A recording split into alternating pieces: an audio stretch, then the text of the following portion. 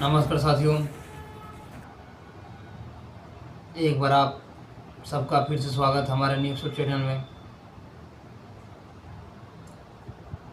आज हम बात करने वाले हैं धीरेन्द्र शास्त्री जी के बारे में,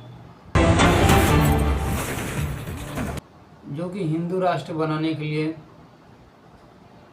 रोड पर उतरे हुए हैं और सभी हिंदू भाइयों को जागरूक कर रहे हैं।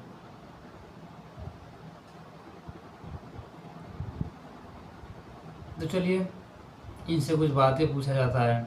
आतंकी बताया था, उनका बेटा भी इस यात्रा में जय श्री राम के नारे लगा रहा है। संजय दत्त से लेकर अक्षरा सिंह तक और ग्रेट खली भी बाबा की शरण में आ रहे हैं। इस बीच जब बाबा ने मस्जिद के अंदर राष्ट्रगान कराने का ऐलान किया, तब से देश भर के मौलाना और मौलवी भड़क गए हैं। एमपी में कभी कांग्रेस के मुख्यमंत्री रहे दिग्विजय सिंह के बेटे जयवर्धन सिंह भी बाबा की इस यात्रा में कदम से कदम मिलाकर चल रहे हैं।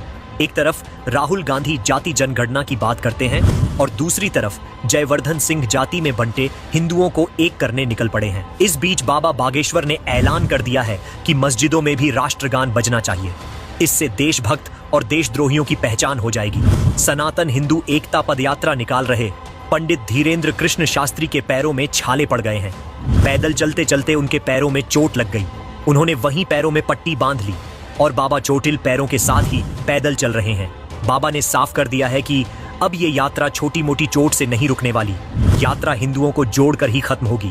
जैसे ही बाबा की यात्रा छतरपुर पहुंची, हिंदू समाज के साथ साथ मुस्लिम समुदाय के लोगों ने भी यात्रा पर फूल बरसाकर उसका स्वागत किया। मुस्लिम समुदाय के लोगों ने कहा कि बागेश्वर धाम के पंडित शास्त्री हमारे आराध्य हैं, हमें उनका बड़ी बेसब्री से इंतजार था।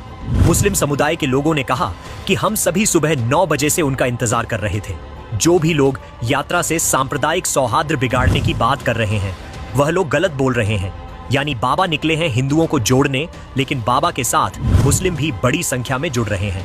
लाखों हिंदुओं का रेला जहां से भी निकल रहा है, वो पूरा इलाका भगवामय हो जा रहा है। बाबा की इस यात्रा में जन सैलाब देखकर कट्टरपंथी अपना माथा पीटने में लगे हैं।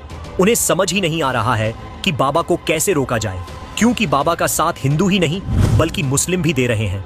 धीरेन्द्र शास्त्री की पदयात्रा में भोजपुरी स्टार खेसारी लाल यादव भी पहुंचे।